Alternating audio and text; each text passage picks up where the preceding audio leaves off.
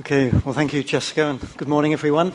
And first of all, Jessica, this is just a great job to really lay out in a very organized way what the council is about and how science fits into this. I really didn't have that much to add unless there were specific questions throughout this, although if you recall, the science program was completed at the end of last year. That describes how we you conduct the business of science in a very collaborative way. And within the plan there were two major components of that. The Interim Science Action Agenda, which is actually trying to have a list of priorities that cover your agencies, NGOs, the whole scope of stakeholders and interested parties related to science. That's underway right now. And then, as Jessica mentioned, how do we know from the science perspective if this is actually making a difference?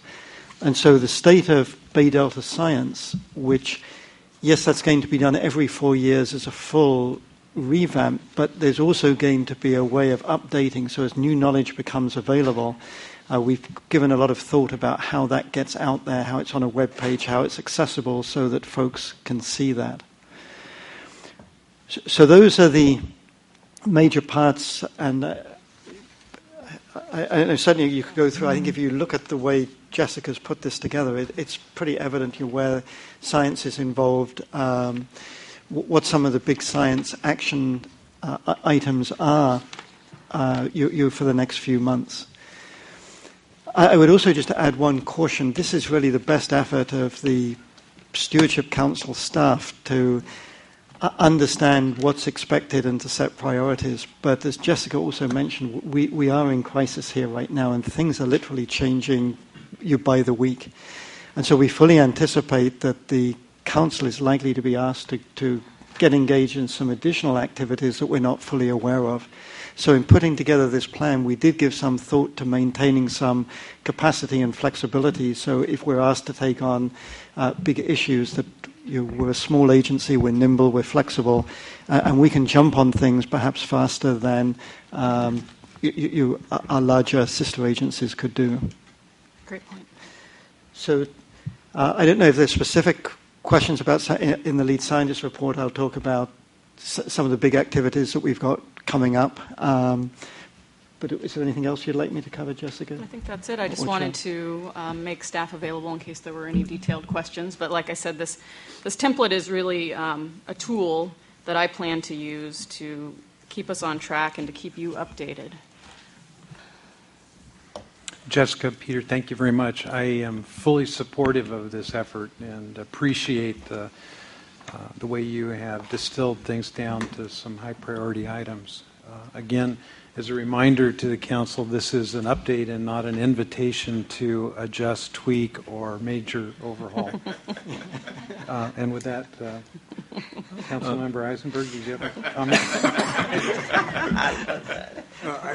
First, I'd just like to say I think it's a terrific report, and I know it's an internal document, but it's going to be very useful for the council. It generated one suggestion and one comment. For the life of me, I don't remember the explanation that was previously given, I'm sure it was, on what an adaptive management liaison is supposed to do. I just don't remember. And then number two, yes, right. And then number two, particularly on the land use and local plan coordination, we've done 9 comment letters to date from staff. Ms. Davenport has been involved, I think, in all of those, or almost all of those. And a lot more are coming up. It might be useful to think if there's anything that the staff is using as kind of a control mechanism of that, to share something with the council.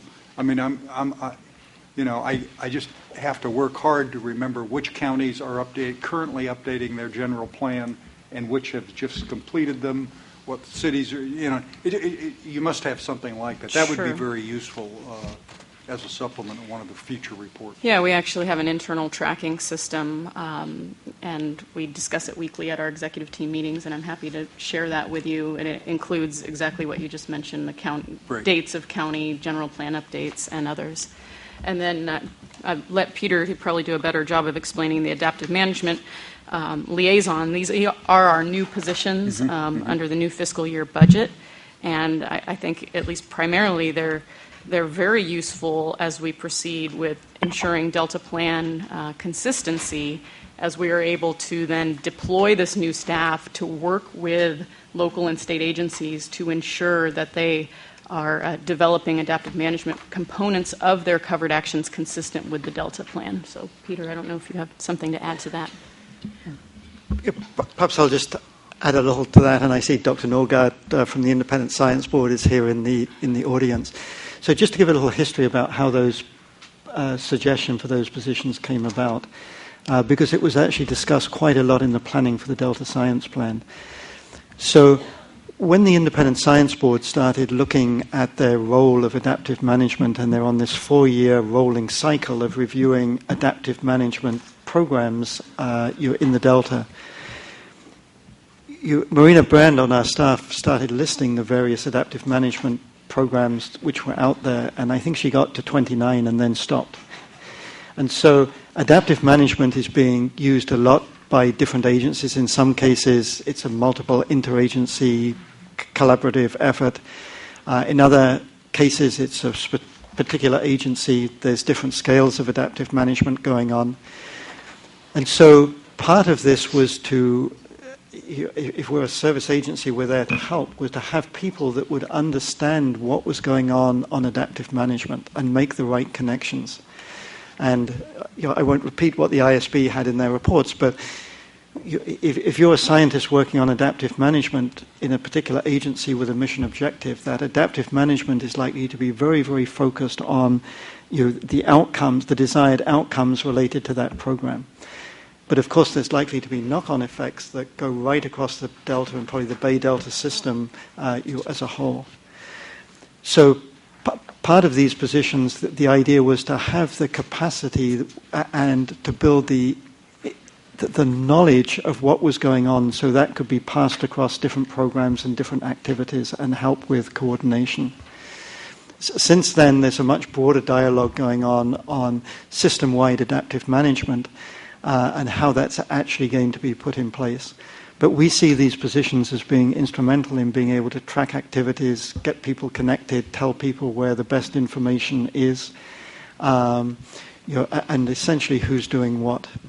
So that's the intent of the positions. Several of our staff, I think, are already doing a great job with that. Chris Enright immediately comes to mind, as he's one of the visionaries in thinking through some of these questions. So that's what they're there for, Phil. And as with everything in the science plan, we heard you very clearly in December that most of these processes we're tracking very carefully, and we will come back at the end of the year and see how these things work, how the staff interact in the most efficient way. So we had anticipated that these would be positions that could provide technical assistance to folks who were planning habitat restoration and other activities, as Peter said, to be able to make sure that they had easy access to the best available science and effective adaptive management programs. And Chris's work is a good example of that, how he was able to work with the state and federal water contractors as they developed the Cache slough restoration project up there, and help them identify ways to both improve the design and save some money as they went ahead. And we'll be able to expand that as restoration activities expand over the coming couple of months.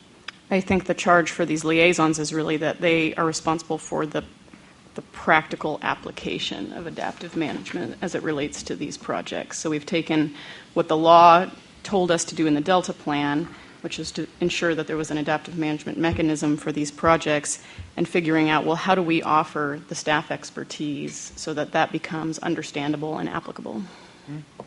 Patrick? That was very good, Jessica. On the schedule, there's a note, like on habitat restoration, says ongoing.